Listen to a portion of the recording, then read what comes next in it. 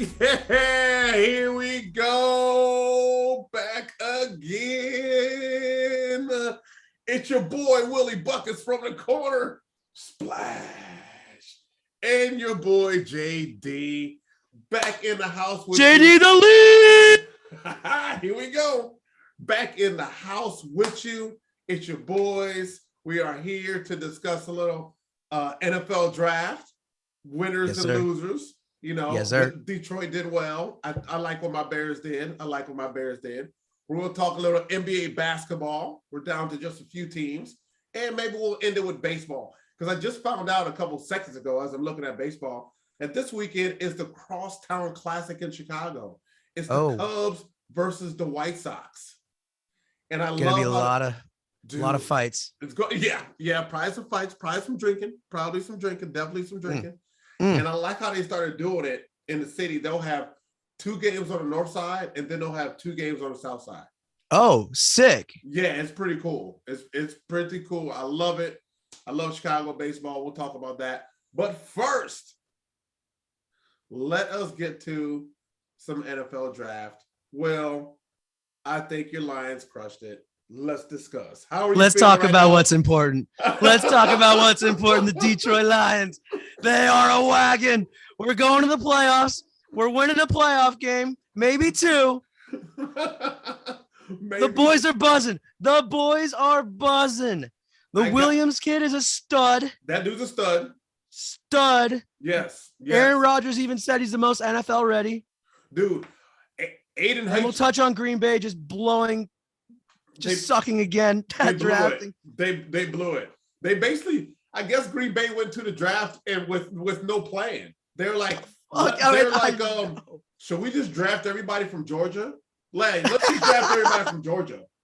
Yeah, that sounds a good plan. Okay, guys, let's go home. You know, let's just no draft board. If there's any Georgia guys available, fuck it, we'll take it. Good squad over there. I mean, it's a really good squad. I mean, those guys realistically though. I mean, we'll talk about the Packers and their shitty ass organization a little bit, but let's get back to what's important. Let's talk the about Detroit Lions. Yes, crushed it. Yes. We got Hutchinson. Yes, I like that guy. I mean, that's a 10-year guy. That's a 10-year guy. Yeah, he's ready. He's ready. Let's fucking go. I love the hometown guys. I love it when teams draft the hometown guys. I'm a sucker for that, for nostalgia. I love that. Dude, I like what Detroit did. How about Thibodeau slipping so far? Because I thought we were getting Thibodeau for sure. Well, it's funny. I had my buddy Jake from State Farm, Sean, on here last week. He thought Thibodeau was the best person in the draft. I mean, I was like, the best person in the draft fell all the way to what, 7? 6, 7? 5, I think. 5, yes. So I mean, 5 to the Giants. That's right. Ooh, the Giants. He fell to the Giants. They had a good draft as well. Yes, they did. I was talking to some of my Cowboy fans here in Dallas, and I'm like, you guys, did you see what the Giants did? I mean, yeah. If I was you, I'd be a little worried. The NFC East stinks, though. Like, who cares? It's bad. We'll get into that later. But we're still focused on the Lions right now. Still talking about your boys. No, we got a Detroit. fucking I like it. Dog. Yeah. In Aiden Hutchinson. Yes. The boy is coming home. Lions fans, we're pumped. We're pumped. We got to get a quarterback. But now Jameson Williams, let's see what Jared Goff. He's been to a Super Bowl. Let's see if old buddy can spin the rock. Well, Malibu's most wanted. Like B-Red. Like let's see what we can do, B-Red. Well, now this is my question for you. Well, are you concerned with the quarterback spot with having Goff there? Are you concerned? Because I thought for sure, I was like, Detroit should go ahead and grab Malik Willis. They didn't. He had a lot of teams that passed on him more than once. So, I mean, do you think Jared, because the team is building, is he the QB you want to build around? No, Jared Goff is a scrub. Everyone knows it. No. I mean, he's a placeholder. We got sort of fucked on his contract. Yeah, we're paying him way too much money, so that sucks. But no, he's a placeholder. We're gonna get a guy. Yeah, maybe Goff will like bring him along for a year. I don't really give like I don't really care this much about this quarterback draft class. Like it's pretty weak. It was weak. It was real weak. It was real. Ian weak. Rappaport was on NFL Network talking about how one of the dudes is a giant booze bag, which I respect. But which Will says is great. but I mean, tough for that kid just having that biggest day of his life. Rappaport's there were concerns with his alcohol addiction problems. Jesus Christ, Ian. Thanks, Ian. Fucking read the room. Read the room, guy. God damn, yeah. What a great pick. I think he's got a drinking problem. Exactly. That was literally it. It was awesome. It was awesome. Great TV. The draft just shows that nobody knows anything. I mean, none of these guys might pan out to be shit. So who knows? Right. Like we'll see. We'll see what happens. But I am hyped about Hutchinson. I'm hyped about Williams. Like you should be. The boys are buzzing. The Packers need to watch out. The Packers need to watch out, and I'm with you on that. And since we're all coming after the Packers, because we all want to be kings of the North, like Jon Snow. I mean, we all want to be kings of the North. I mean, so I am so. It's nice that the Bears finally have a GM. Hold on, one last one. And I feel like they know what they're doing. Like Ryan Pace made magic happen. We went into this draft with 6 picks. End up coming out with 11 dudes. 11. Because he made some draft 3 trades. I'll trade you this for this. So we need more picks. And I love the guys they drafted. I love the guys they drafted. And to your point, it's funny because you say you're like, it just proves that none of these guys know what they're doing, because you think a guy's going to go here, but the scouting department and the team wants this guy. And then all of a sudden, here's this press comes out because poor guy's been getting murdered this week in the press. Poles doesn't know what he's doing. Why didn't he take a wide receiver? And he addressed it. He was like, at the positions we were at, 39 and 39 and 48, it would have been dumb to take wideouts there. So he took the 2 best dudes on the draft, have to be a corner and a safety. Not a defense just got better. I know we're moving on. Just I wanted to end the Lions segment with one last statement. Yes. We're gonna beat the absolute dog shit out of the Bears. Ooh. So that brings us into our Bears talk. Sorry, you beat me to the segue. That was gonna be a fire segue, and you just had to start talking Bears on me when I could have segued into it. Like, come on, dude. We're pros here. We're pros. What are we doing? It was gonna be a fire segue. It was gonna be a great segue. I would have Ramon tossed in like a lion, like eating a bear graphic in there. Like, I thought Green Bay sucks was the perfect segue. Okay, that's a good one too. Yeah, no, the Lions are fucking going to the playoffs. They're winning the NFC North. All right, on to the Bears. They did have a great draft. I agree. You should be excited. I am excited. Congratulations, sir. I am excited. I am not as pessimistic as all these Bears fans out here. Like, we didn't get Justin Fields any weapons. I mean, okay, so maybe we didn't take a first rounder or second rounder, but I really like the dude we got. He's like a, I hate to put this on him. He's like a baby Deebo Samuel. Dude's like 6 foot, 200. He's got speed. He can return the ball. He can run the ball. He can catch the ball out of the backfield. I love that. And when people say that, it almost makes it seem like you're discrediting the guys who are there already. Like those guys are bums. Like he's got nobody to throw the ball to. So he doesn't have Cole Kmet. He doesn't have Darnell Mooney. I mean, come on. These guys can ball. These guys can play. Plus he got a run game. You think those dudes hear that and they're like, fuck these rookies coming in. Right. Because exactly. I say, like, boy, you haven't played a down in the NFL yet. Exactly. I have. And we also can't forget, he did help Justin Fields. He drafted 4 offensive linemen. I think that helps. Yeah, I think that helps also, yeah. Because who cares if you got all these dudes if you can't get the ball to them because your offensive line is getting pushed over. You know, Bingo. Which happened last year. Did no one see the Cleveland game? He got pounded. But now he's got Hutchinson coming after him now. Now he's got Hutchinson coming after him, which means we got to have an offensive line to stop those kind of guys. Because those kind of pass rushers exist on every team. Yes. Every team has those dudes. Yes, they're second most important position in football is pass rush. Pretty much. That's why they pay him so much money. Thank you. Everyone's got a guy. Everyone has a guy. Even Jacksonville has a guy. Everybody's got a guy. Like, some teams have two guys. Yes. So bingo. I mean, simple math. Dude, simple math. So you gotta put some guys up front who are like whose only mission is to stop these guys.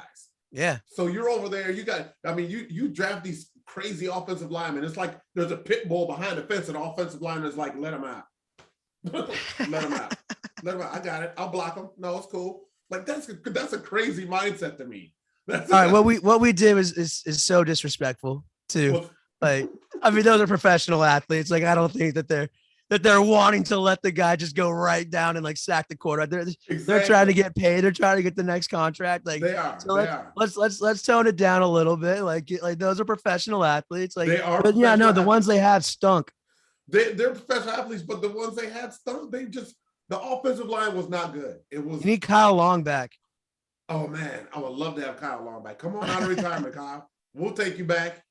I mean, you got to have. He was on the Chiefs. He was on the Chiefs last year. Or he might have got cut. I think he got cut last year. Fuck. So you can come back. You can come back on a team-friendly deal.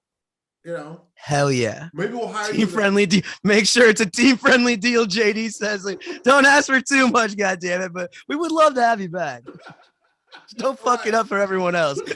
Right. We'll transition you right into coaching. It's fine. We'll transition you right into coaching. We'll Jason Witten you. We'll transition right into coaching. There you go. That's a good call. That's a good call. Why not? Why not? Dude's a stud. I would love to have him teaching my guys. He is a beast. He is a beast. I would love to have him teaching my guys. So Oregon product. Yeah. Solid person. And just solid person. So good guy. So I'm thrilled. I like what we did. There's still going to be some moves. Ryan Poles is not done. I'm really liking this guy. He's not done. We're entering now the second part of free agency, where since teams drafted these players, they might have to let some players go. So there's going to be some guys leaving some teams here, and then we'll see what Ryan does. But I really go get Terry. I really like what he did. I would love the Lions went and got Terry. Yeah, I mean, you guys are going to make some moves too. So we're good. We fucking better. Like now we got the two studs. Like, yes. I mean, these guys, we don't know if they're going to turn out to be fuck about shit, but I mean, I'm trusting the process. Yes. Let the boys see if the boys can buzz a little bit. I'm excited. Yes. I'm ready for Detroit. The Bears will be ready for Detroit. The draft's such bullshit though, because it's just 3 months leading up to it of fucking all just nonsense, like all just lies that every single team is trying to put out, like to the media or just to gain their own advantage. It's like, you're never gonna know until, like, also I guess that's why it makes it great, is because you have no clue what's gonna happen on the draft. Even though I did hang out with a buddy last night he's a guy. He knows his stuff. And he said he made like $2,000 like betting on like NFL draft picks, because he's just, how do you bet on a draft? Grinding the notes. You could just bet on who's gonna get picked where. Oh wow, you can bet on everything nowadays. Hell yeah. Hell yeah, this is America, JD. This is America, buddy. What are we talking about? I'm betting on the draft. Wow, that's awesome. I made money betting on Justin Fields going to Chicago last year, or years ago. Years ago, that was an amazing feat too. I didn't know quarterback has been our biggest worry for such a long time, dude. And I knew he was going there because I heard rumblings. You got to watch the ESPN. I'm not gonna say the full name. The Mickey Mouse Network. Mickey Mouse. You got to watch the mouse. Right. See what people are saying. You can defile pretty easily, like if you know football, like what's bullshit and what's not. Right. And just knew the Bears. I had a gut feeling Bears were going up, and I said they're taking Fields. It was like plus like 1,600, which was great, insane odds. Yeah. Those are good odds. Yeah. Ooh. Thank you, Justin. Yeah. You're welcome. See, look at us. Or Already Ryan. helping out Detroit fans. There Boom. You go. So yeah, so I'll say Detroit, and I will say Detroit, Chicago, some winners. I will say the Jets are also winners.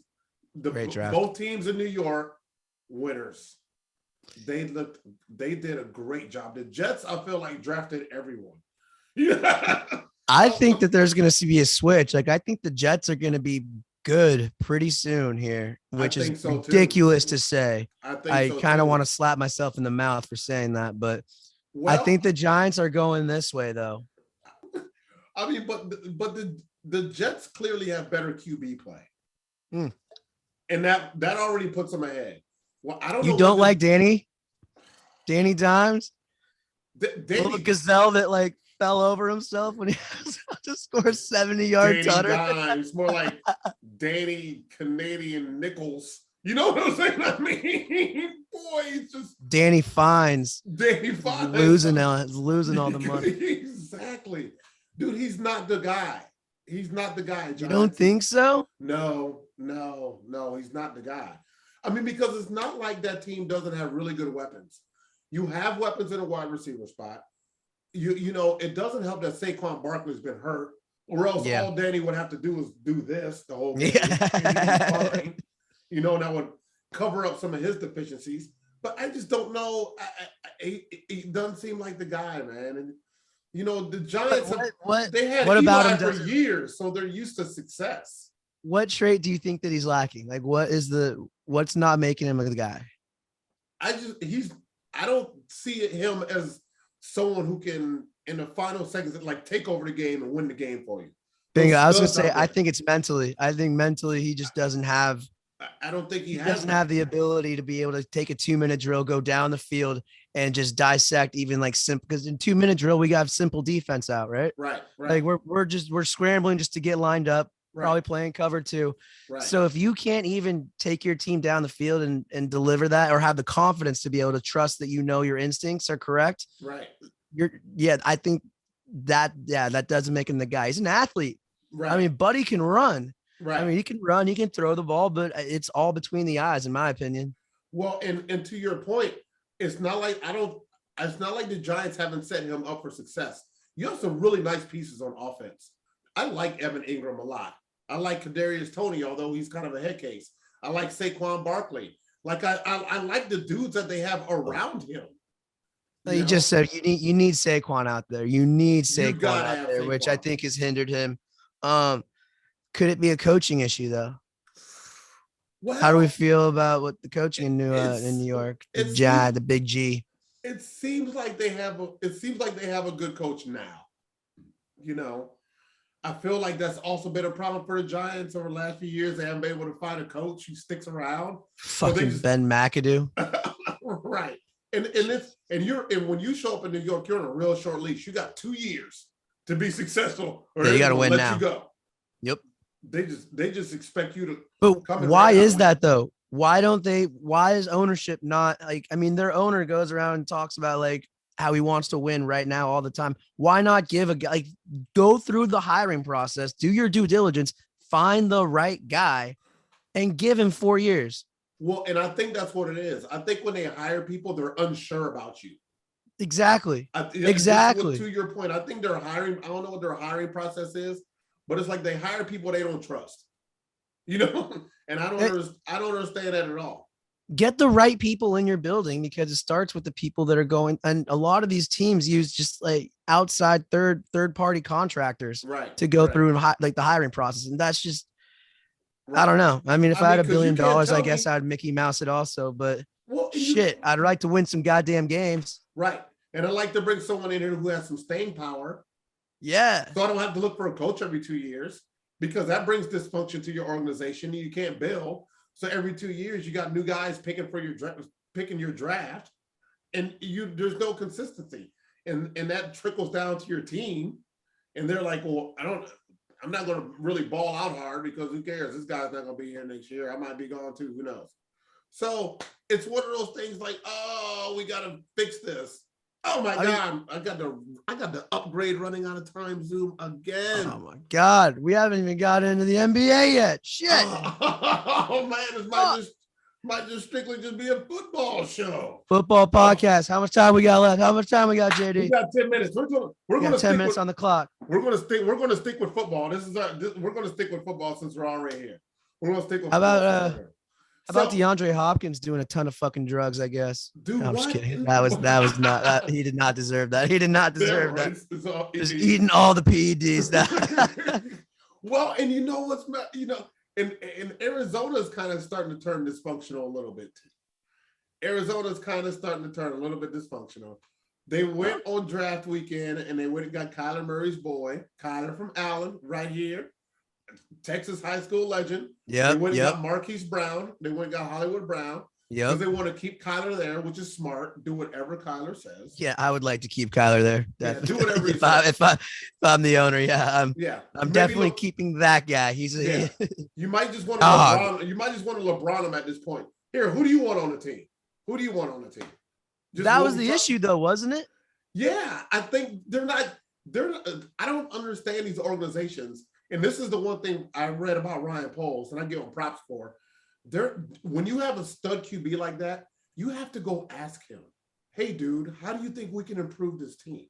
Like, they play quarterback. I think they know. That's why Aaron is so mad in Green Bay, because they never consult him on shit. They just do stuff. And he's like, what? I love that, though. Like, how about Aaron being such a pussy, though, just to take that for like that many years, like before he decided like to say something about it after you see Peyton go do it, like Ben's picking like people, like Aaron's just sitting there like a little fucking prick, like right. Aaron's just like, I'm just going to hold out because they want to give you on decisions. But I don't know, but maybe you're just not a pleasant person to have in a room. I don't know, like. Maybe what if you're just what if good because just like I just don't like hanging out with you, dude. Like that's why you're not invited. Like I don't give a shit. Like just get your fucking negative unvaccinated ass out of here. Like dude, your energy is off. We can't have you in the room, dude. Your energy's off. Man, so you just do stuff, like, I still vibe with this guy. Like, yeah, I can't. So Arizona, you need to ask Kyler who he wants on the team. You need to include him in decisions. You need to build the team around him. Like you need to ask him. I think he knows a lot about football. He's a smart guy. He knows a lot about football. Ask him how to improve your team. Arizona, what do you have to lose? I mean, he could also go be a pro baseball player or a professional gamer if he wanted to. Thank you. So I mean, Arizona, the ball's not in your fucking court. Like no, he's got options. Like he's got you guys by the goddamn like.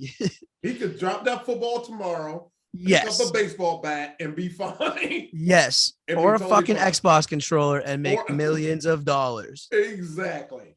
So, pay the man, let him in the room. Yeah, thank you.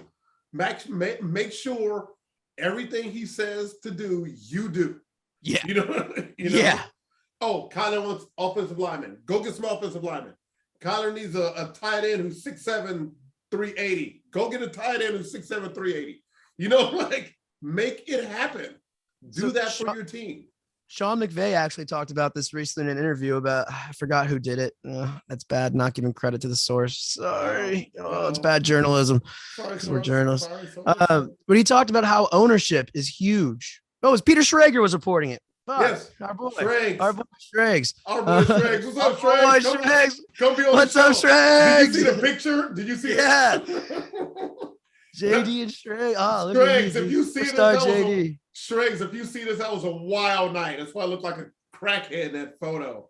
I mean, you got fucked up with Schrags? No, not with Schrags, someone else. But edit that part out, Ramon, for story purposes. You got fucked up with Schrags. We were up late, and it was an early flight. It was a lot of drama. My friend, my friend threw up on the plane like 4 times. Hell yeah! So anyway, back to your point. Yes. Sorry. Yes, I really want to hear the plane story, but we're short on time here. But so Sean McVay was talking about how a lot of like his success or how he feels that they're able to get that success is because ownership, they have a group of people or like everyone in the building is essentially saying, tell me what you need. Tell me what you need. Doesn't matter what it costs. We'll figure it out. We'll go get it. And so he can just operate on being a football genius and coming up with concepts and saying like, oh, maybe I need XYZ for this. Right. Ring, ring, ring, ring, ring. Go get me Von Miller. Right. There you go. Thank you. That's so yeah, no, I think that's huge. And there's a lot of organizations that don't do that. And it's like, it's just so simple. It's just so simple. So simple. And you see where those organizations are. Every year they're figuring out like how to win and do it their way, the same way they've been doing it for 40, 50 years or however long ever. Like, why don't you ask your players? And this is what I really love about Ryan Poles. That's why I was like, see, all you people who don't know what you're talking about. So our 3rd round draft pick, we picked Velus Jones, guy I was just talking about. And I saw an article that said Ryan Poles and Justin Fields spent about 3 days together. And he asked Justin what he needed. And Justin was like, I like this guy. So the guy they drafted in the 3rd round is handpicked by your quarterback. You don't think that says something? It's huge. Huge. I mean, to give Green Bay credit, congrats on being like a horrible drafting. Well, I guess you got Rodgers and Favre, but like, congrats on every other part, and then having that much success for for that long when it seems like nobody gives a fuck about the draft there. Well, because they have had riches in quarterbacks. Yeah, you went from Brett Favre to Aaron Rodgers. You lucky organization. Yeah, I mean, no, that doesn't happen ever to any team.